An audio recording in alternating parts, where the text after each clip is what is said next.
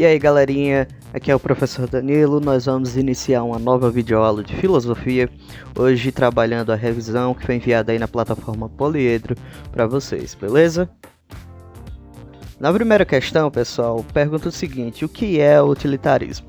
Então eu preciso que vocês se lembrem lá que o utilitarismo é uma doutrina ética proposta lá por Jeremy Bentham e John Stuart Mill, e que essa doutrina ela se fundamenta no princípio da utilidade, que determina que a ética deve basear-se sempre em contextos práticos ou pragmáticos, como vocês queiram falar, pois o agente moral ele deve analisar a situação antes de agir, e sua ação deve ter por finalidade proporcionar maior quantidade de prazer ou bem-estar ao maior número de pessoas possível para que seja moralmente correta. Já a questão 2 pergunta: pode-se dizer que o utilitarismo é consequencialista ou deontológico? Explique. Bem, a gente precisa lembrar o que é consequencialismo e deontologia. O consequencialismo já visa as consequências das ações morais em detrimento das próprias ações morais. O que isso significa, professor? Que o que importa é o fim e não como essa ação ocorreu. O que importa são as consequências. Se fosse uma postura deontológica, a ética devia se basear no dever.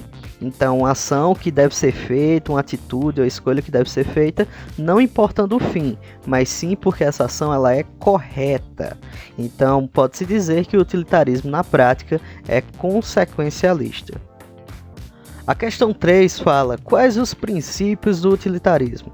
Bem, os princípios básicos é que o agente moral deve sempre realizar um cálculo para prever o resultado de sua ação. Entre as possibilidades, o agente deve optar pela ação que proporcione a maior quantidade de prazer e bem-estar ao maior número de pessoas possível e pela maior quantidade de tempo. Esse pensamento nos leva lá para a questão 4, como se caracteriza o utilitarismo proposto por Bentham. O que importa nesse sentido é o resultado de certa ação e não a própria ação. O que Bentham falava significava que o seguinte: que o agente moral deve estar sempre atento às consequências da ação, priorizando a felicidade de uma quantidade maior de pessoas, favorecendo essa comunidade. Questão 5. Diferencia o utilitarismo de Bentham do utilitarismo defendido por Stuart Mill. Era discípulo direto do outro. No caso, Bentham ele era mentor lá de Stuart Mill e, consequentemente, ambos partilhavam da mesma base de entendimento do que era ética, do que era moral. A grande diferença está no tipo de prazer proporcionado, no bem-estar proporcionado ao final disso.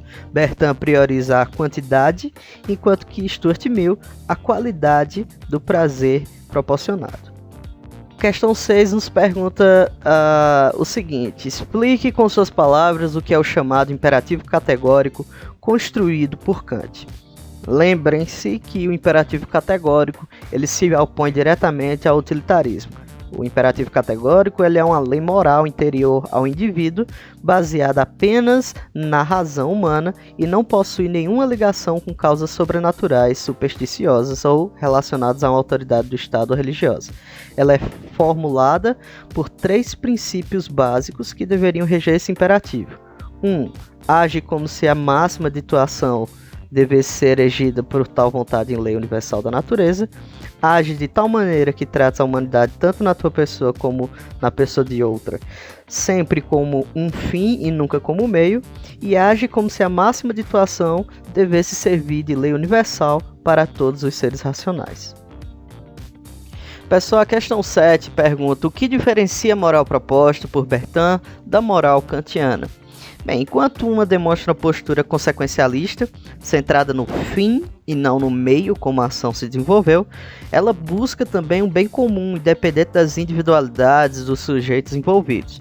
Já a moral kantiana, por ser deontológica, não move suas ações pelas consequências, mas sim por ser necessária, pelo dever que há por trás daquela ação, além de instituir uma individualidade na própria ação que deve ser racionalizada da seguinte maneira: o que seria a ação correta a ser feita, afinal? A ação correta seria aquela que todos fariam da mesma forma, ou seja, de maneira universal. E a última questão, a questão 8. Segundo a fórmula universal do imperativo categórico, uma ação está correta quando? né? E vocês têm que lembrar lá dos princípios do imperativo categórico. Letra A, está de acordo com o princípio de autoconservação.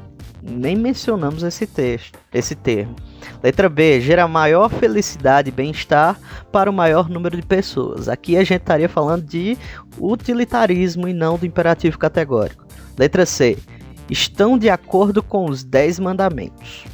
Bem, não estamos falando da cultura hebraica, né, gente? Letra D, uma ação correta. Mas o que seria uma ação correta, né? Essa letra D aí está meio em aberto. E letra E, pode ser praticada por todas as pessoas. Aí a gente lê novamente lá o enunciado, segundo a fórmula universal. Algo universal é quando pode ser praticado por todas as pessoas, né, gente? Então a letra correta aí seria a letra E, pode ser praticada por todas as pessoas. Então é isso, pessoal, espero que vocês tenham gostado desse último vídeo.